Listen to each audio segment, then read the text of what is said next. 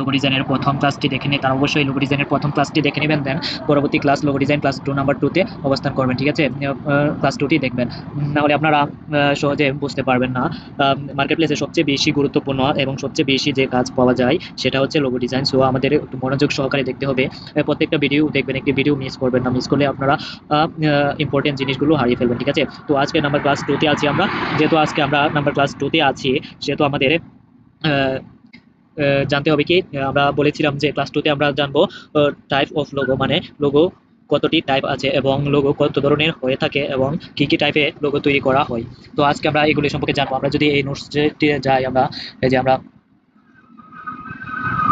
এটা হচ্ছে আমাদের শিডিউল, এটা হচ্ছে মডিউল, ক্লাস মডিউলস এটা। তো আমরা এখানে শিখবো টাইপ অফ লোগো, মানে লোগোর কতটি টাইপস আছে। লোগো সাধারণত, তার আগে আমি বলে দিই, লোগো সাধারণত অনেক ধরনের হয়ে থাকে, মানে লোগোর অনেকগুলি টাইপ আছে। তার মধ্যে থেকে আমরা কেবলমাত্র কয়েকটি লোগো সম্পর্কে জানবো যেটি মার্কেট প্লেসে কাজ পাওয়া যায়, যেমন wordmark logo, monogram logo, minimal logo, symbol, combination mark, minimal logo, luxury. তো আমরা এই কয়েকটা বিষয় সম্পর্কে জানবো, যেহেতু আমরা ক্লাস 2 তে আছি। তার আগে আমরা জেনে নেই লোগোর কতগুলো টাইপ আছে। অ্যান্ড আমরা যদি একটু গুগলে রিসার্চ করি তাহলে আপনারা দেখতে পারবেন লোগোর অনেকগুলি টাইপ আছে। তার মধ্যে আমরা এখন ক্লাস নাম্বার 2 তে কয়েকটা লোগোর সাথে পরিচিত হব। বা আমরা যদি একটু রিসার্চ করি, আমি একটু একটু আগে রিসার্চ করেছিলাম, রিসার্চ করে এখানে লিখে রেখেছি, নোট করে রেখেছি।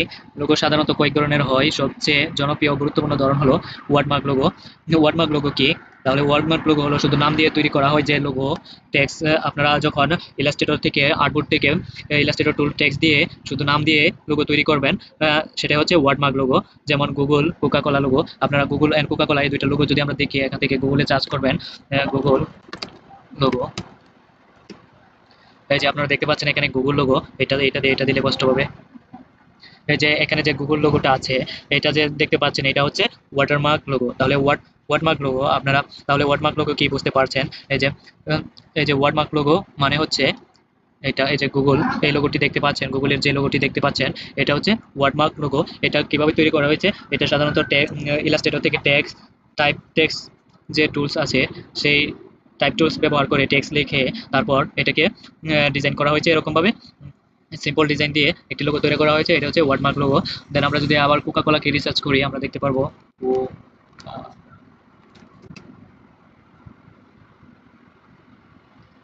এই যে এখানে কোকা কোলা যে পেপসিটা আছে, এটাতে যদি আমরা ক্লিক করি, এখানে আপনারা একটু মনোযোগ দিয়ে দেখেন,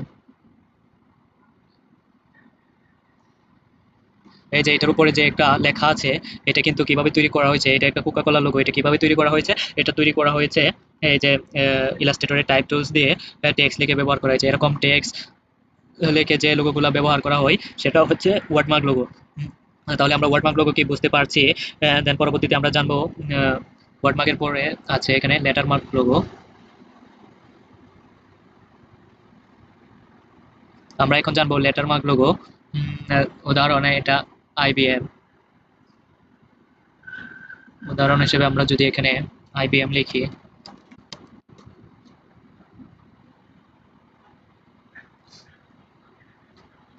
এই যে এটা হচ্ছে লেটারমার্ক লোগো, ঠিক আছে? এখন আমরা যে স্টেপ 2 নাম্বারে আছে লোগো ডিজাইন ক্লাস 2 তে 2 নাম্বার স্টেপে আছে, এটা হচ্ছে লেটারেট লোগো। আমরা লেটারেট লোগো নিয়ে আলোচনা করছি। লেটারেট লোগো, এই যে আপনারা দেখতে পাচ্ছেন এই শেপগুলোকে নেওয়া হয়েছে লেটার নিয়ে, প্রত্যেকটা কিন্তু লেটার এবং লেটারকে কাস্টমাইজ করে ডিজাইন করা হয়েছে, সেটাই হচ্ছে লেটারেট লোগো। তাহলে আমরা লেটারেট লোগো কি বুঝতে পারছি, ঠিক আছে না? যেহেতু আমরা লেটারেট লোগো কি বুঝতে পারছি, দেন আমরা যদি আরেকটা লোগো দেখি, নাসার, নাসা, আপনারা দেখতে পারবেন এই যে নাসার যে লোগোটা আছে, এটা লেটারকে শেপে রূপান্তর করে ডিজাইন করা হয়েছে। তাই এটির নাম হচ্ছে লেটারমার্ক লোগো। তাহলে আপনারা বুঝতে পারছেন লেটারমার্ক লোগো কি। আপনারা এভাবে রিসার্চ করবেন, আপনারা সার্চ করবেন যে লেটারমার্ক লোগো, এভাবে সার্চ করবেন লেটার লোগো ডিজাইন, তাহলে এখানে অনেকগুলো লেটারমার্ক ডিজাইন দেখতে পাবেন। এই যে এই সবগুলা কিন্তু লেটারমার্ক লোগো ডিজাইন। তো আপনারা এভাবে রিসার্চ করে লোগো সম্পর্কে আইডিয়া নেবেন, এই সবগুলা লেটারমার্ক ডিজাইন। তাহলে আমরা লেটারমার্ক ডিজাইন কি বুঝতে পারছি। পরবর্তী যেটি আছে সেটি হচ্ছে আহ,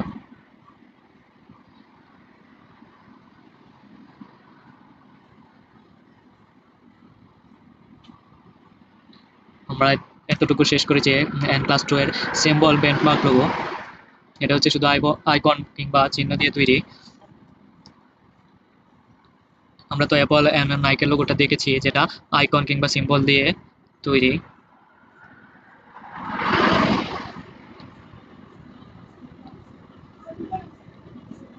সিম্বল লোগো জানতে চাচ্ছি, সিম্বল লোগো এখানে যদি অ্যাপল দিয়ে সার্চ করি, আপনারা তো অ্যাপল লোগো দেখেছেন, আমি প্রথম ভিডিওতে অ্যাপল লোগো নিয়ে আলোচনা করেছি। আপনারা দেখতে পাচ্ছেন এখানে কোনো লেখা বা টেক্সট নেই, শুধুমাত্র শেপ নিয়ে ব্যবহার করা হয়েছে। এটা হচ্ছে আইকন লোগো, ঠিক আছে। তাহলে আপনারা তো আইকন লোগো সম্পর্কে জানতে পারছেন। এন্ড অ্যাপলের পরে এখানে আছে নাইক লোগো। নাইক লোগোতে আমরা যদি যাই, নাইক লোগো,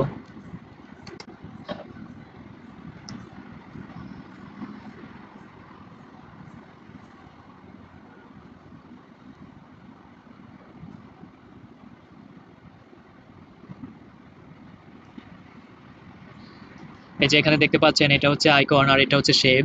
এই লেখাটি কিন্তু শেপ নিয়ে তৈরি করা হয়েছে, জ্যামিতিক শেপ নিয়ে তৈরি করা হয়েছে। আর এটা হচ্ছে একটা আইকন, এটা হচ্ছে আইকন লোগো, ঠিক আছে। তাহলে আমরা আইকন কি, আইকন লোগো কি আমরা ধারণা পেয়েছি। দেন পরবর্তীতে আমরা যে লোগোটি জানবো, কম্বিনেশন লোগো। কম্বিনেশন লোগো হচ্ছে টেক্সট প্লাস সিম্বল একসাথে থাকবে। কম্বিনেশন, কম্বিনেশন মানেই তো আপনারা বুঝতে পারছেন যে টেক্সট বা লোগো দুইটা একসাথে থাকবে। এখানে যদি দিকে অ্যাডিডাস,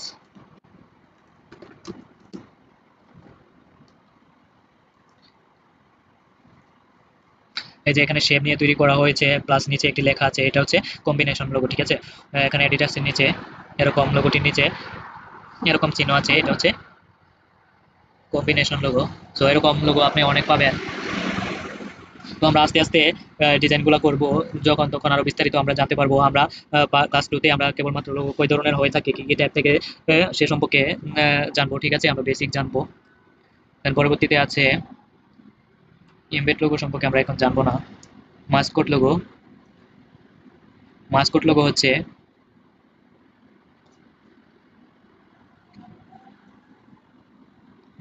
হচ্ছে কার্টুন বা ক্যারেক্টার দিয়ে যে লোগোগুলো ব্যবহার করা হয়। যেমন কেএফসি, কেএফসিতে আমরা যাই, কেএফসি,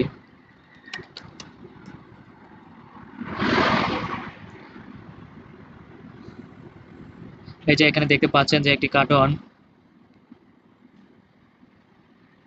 এই লোগোটা অনেকটা কার্টুনের মতো দেখাচ্ছে। এই যে এই লোগোটা অনেকটা কার্টুনের মতো দেখাচ্ছে, মানুষের ছবি আঁকা, ভেক্টর ফাইল, ভেক্টর পিএনজি দিয়ে তৈরি করা হয়েছে। এই যে এই লোগোগুলো দেখতে পাচ্ছেন, সেটা হচ্ছে মাসকট লোগো। আর মিনিমাল লোগো কি আমি প্রথম ভিডিওতে আলোচনা করেছি।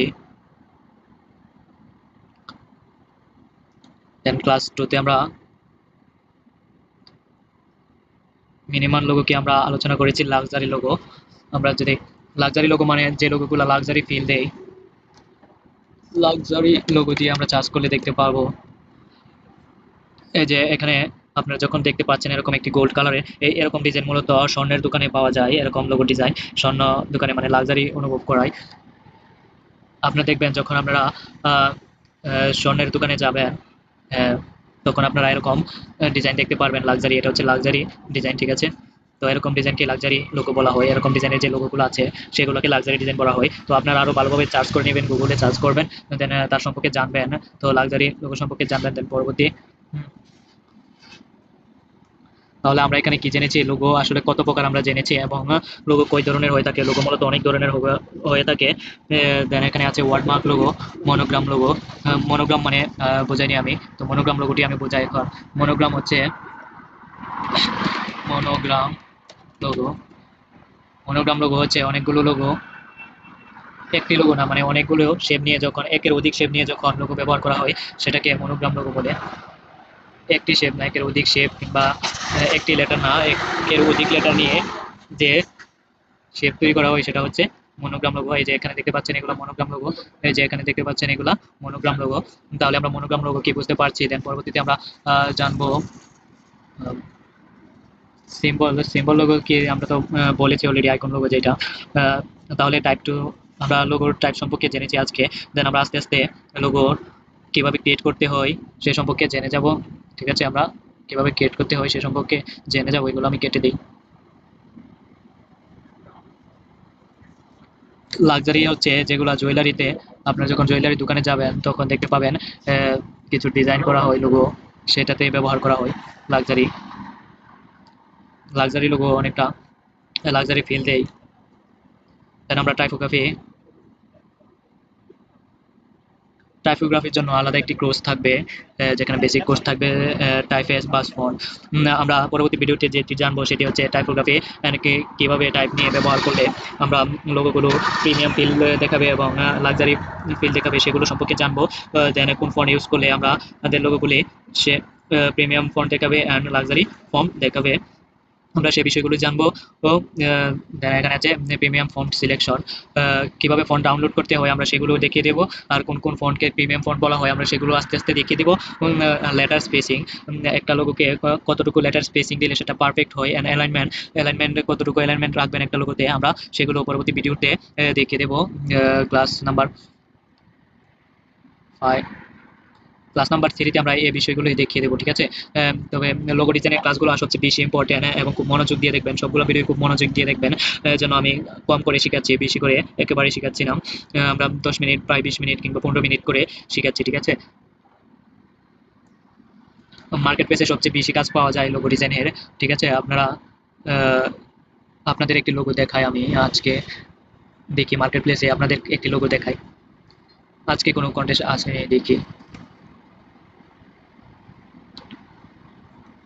এটা হচ্ছে মার্কেট প্লেস, যেখান থেকে আপনারা কাজ করতে পারবেন। এই যে social media visual design for, এটা লোগো ডিজাইন। আমি যদি এখানে লোগো ডিজাইন দিয়ে আমি সার্চ করি লোগো ডিজাইন,